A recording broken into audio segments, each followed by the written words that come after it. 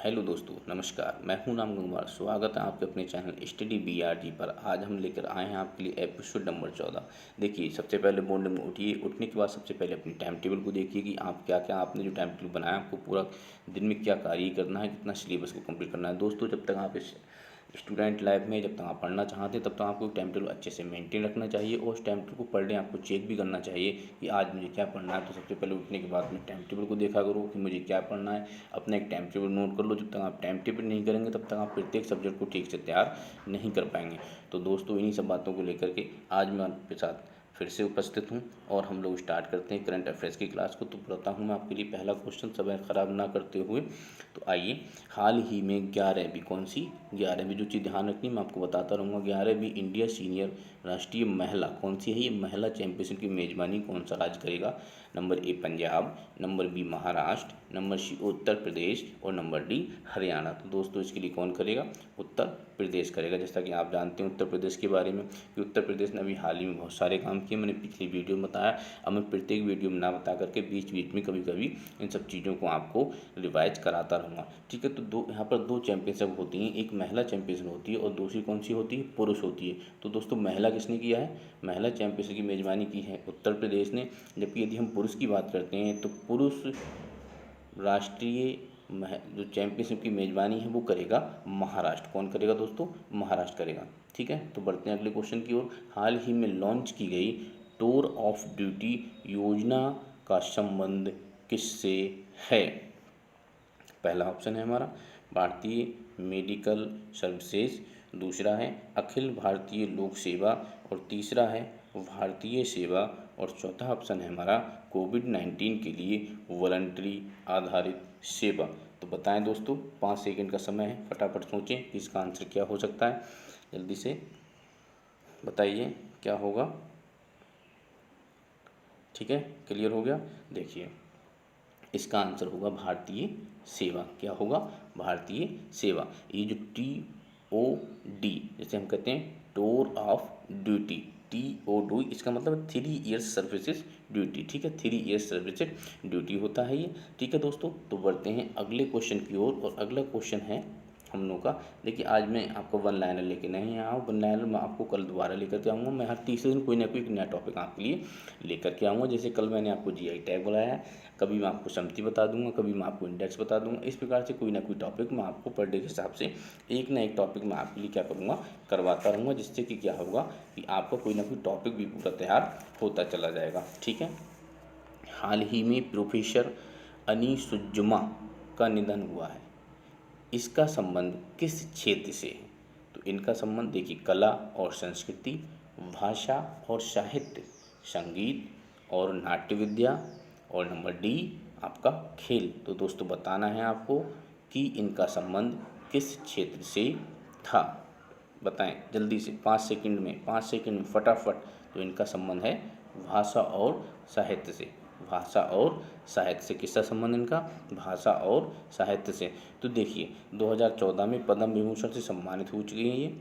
ठीक है, 2014 में ये पद्म विभूषण से सम्मानित हो चुके हैं। इनके परिवार ने बताया था कि मृत्यु के समय इनको चेक किया गया था तो ये क्या थे? कोरोना पॉजिटिव थे ये। ठीक है दोस्तों, आइए बढ़ते हैं अगले क्वेश्चन की ओर। और अगला क्वेश्चन है हम लोग का कि हाल ही में नाबार्ड ने किस राज्य के लिए 1500 करोड़ रुपए की मंजूरी दी है? किसने दी है? नाबार्ड ने। आप इसको ध्यान रखेंगे।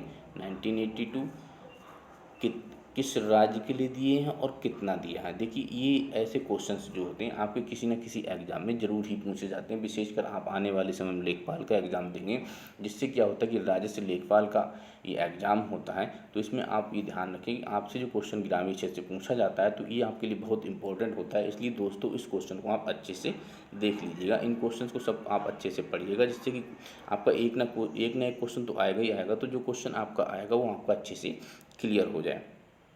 तो ये किसने किया है? Number A Punjab, number B Haryana, number C Uttar Pradesh, number D Maharashtra. तो इसका आंसर होगा दोस्तों हमारा, कौन होगा? पंजाब। ठीक है, आइए देखते हैं अगला क्वेश्चन। हाल ही में किस संस्थान ने के वैज्ञानिक ने injectable silk fibroin based hydrogel विकसित किया है। ठीक है, ये भी क्वेश्चन काफ़ी इंपॉर्टेंट है आपके लिए। आइए देखिए, तो ये किसने विकसित किया है? CSIR, IISC, IIT या फिर JNCASR। तो ये विकसित किया है दोस्तों JNCASR ने। ठीक है, अब हम सबसे पहले जानते हैं कि JNCASR क्या है। तो मैंने आपके लिए नोट किया है, Jawaharlal Nehru centre for advance scientific research के वैज्ञानिकों ने मधुमेह रोगियों में, कौन से रोगियों में? मधुमेह रोगियों में। बहुत ध्यान रखेंगे, ये रोग आप बहुत अच्छे से ध्यान रखेंगे कि यही आपसे कंफ्यूज कराएगा। में इंसुलिन इंजेक्ट करने के लिए इंजेक्टेबल सिल्क फाइब्रोड हाइड्रोजेल विकसित किया गया है। अब यदि हम मधुमेह रोगों की बात करते हैं तो भारत में 7,000 मिलियन से अधिक क्या हैं? मधुमेह रोगी हैं। जबकि पूरे अगर विश्व में बात करते हैं तो भारत हमारा कितने नंबर पर पूरे विश्व में? दूसरे नंबर पर है। ठीक है, तो दोस्तों बढ़ते हैं अगले क्वेश्चन की ओर। और अगला क्वेश्चन है आपका, हाल ही में किसने घोषणा की है कि कोविड-19 वजह से वैश्विक अर्थव्यवस्था को 5800 से 8800 अरब डॉलर का नुकसान हो सकता है। तो ये घोषणा की है हमारी, चलिए मैं ऑप्शन पढ़ देता हूँ पहले थे, ADB, NDB, world bank and none. अब बताएं इसका फटाफट कि इसका आंसर क्या हो सकता है। तो इसका क्या आंसर, ठीक है सभी लोग आप जानते हैं अच्छे से, इसका आंसर होगा ADB, एशियन डेवलपमेंट बैंक। स्थापना हुई है इसकी 1966 मनीला फिलीपींस में। ठीक है, और इनके जो इस समय अध्यक्ष हैं वो हैं मतासु काबा।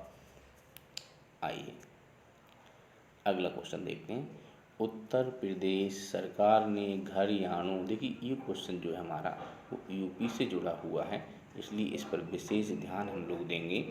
उत्तर प्रदेश सरकार ने घरयाणों की सुरक्षा के मद्देनज़र उन्हें घाघरा नदी में छोड़ा है। घरयाण IUCN द्वारा जारी की जाने वाली रेड लिस्ट की किस श्रेणी में आते हैं?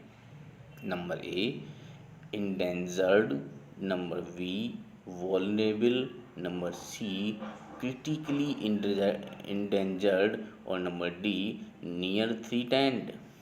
तो दोस्तों कौन सा आंसर ठीक होगा? फटाफट बताएंगे। C क्रिटिकली इंडेंजर्ड इसका ऑप्शन ठीक होगा।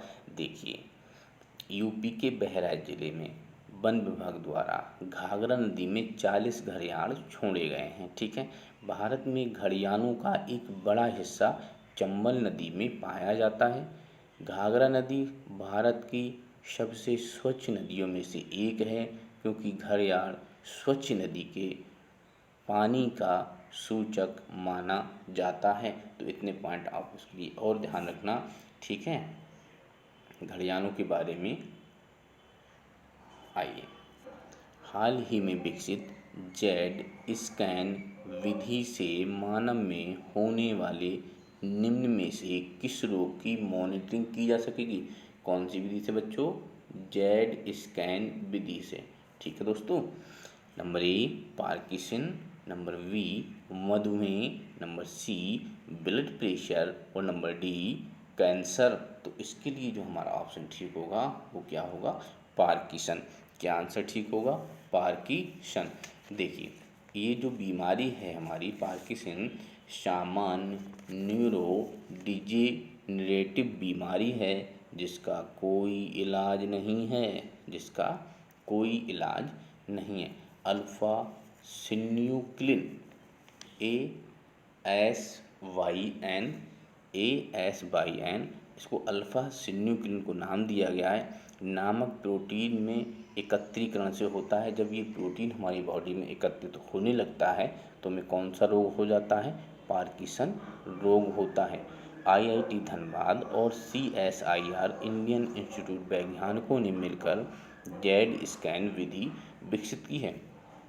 तो देखिए इसमें दोस्तों 2-3 क्वेश्चन आपके लिए इम्पोर्टेंट बनेंगे कि जो जेड स्कैन विधि है ये किसने विकसित की है, तो आप कहेंगे IIT धनबाद एंड CSIR।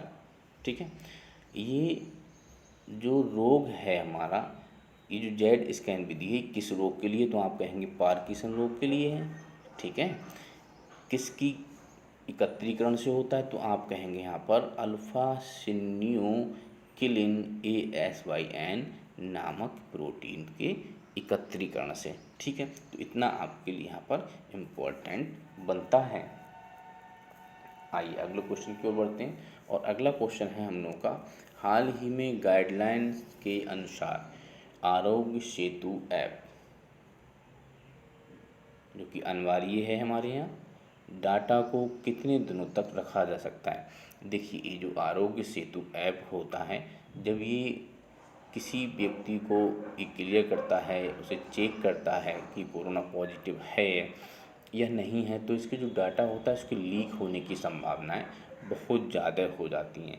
ठीक है, तो इन्होंने पूछा है कि कितने दिनों तक रखा जा सकता है डाटा को, सेफ जो है ये कितने दिनों तक रखेगा, तो डाटा को सेफ रखेगा ये 180 दिनों तक। ठीक है, अगला क्वेश्चन, हाल ही में किस राज्य की चक्रवात, देखिए यहाँ पर एक चीज़ आपको भी बताएंगे हम, अम्फान के खिलाफ चेतावनी जारी की गई। एक चीज़ तो आप बहुत अच्छे से जानते हैं कि जो भी चक्रवात उठते हैं वो मैक्सिमम कहाँ आते हैं, उड़ीसा से स्टार्ट होते हैं। जो भी चक्रवात उठते हैं तो अरब सागर में उड़ते जरूर हैं या बंगाल की खाड़ी में उड़ते हैं, लेकिन ये मैक्सिमम उड़ीसा के तट से टकराते हैं और यहाँ से ये हल्के हल्के क्या करते हैं, उत्तर की ओर बढ़ते चले जाते हैं। ठीक है, तो जो चक्रवात है उसका नाम ध्यान रखना है। क्वेश्चन ये पूछा जाएगा कि हाल ही में उड़ीसा राज्य में किस चक्रवात के खिलाफ चेतावनी जारी की गई है, तो वहाँ आपको ये ध्यान रखना है कि चक्रवात कौन सा है। तो आप यहाँ पर देखेंगे कि चक्रवात है आपका अम्फान। ठीक है, क्या चक्रवात है आपका, अम्फान। तो दोस्तों ये थी आज की आपकी करंट की क्लास। कैसी आपको क्लास लगी है, आपको ये चीज़ समझ में आई है, आपको क्वेश्चंस अच्छे लग रहे हैं, तो प्रिय दोस्तों इन सबको कमेंट के माध्यम से ज़रूर बताया करें। आप जब इन चीज़ों को बताते हैं तो हमें भी अच्छा लगता है। ज़्यादा से ज़्यादा शेयर करें अगर क्लास आपको पसंद आ रही है। मैं रेगुलर आपको मॉर्निंग में क्लास देता हूँ। ठीक है, एक टॉपिक मैं हर तीसरे दिन आपको दूंगा। जैसे कल मैंने आपको GI टैग दे दिया, आने वाले समय में किसी दूसरे टॉपिक को मैं आपको करा दूंगा। तो इस प्रकार से एक एक टॉपिक करके भी मैं आपको करंट में कराता हूं। तो मिलते हैं दोस्तों अगली क्लास में, तब तक के लिए बहुत बहुत धन्यवाद। देखें, कमेंट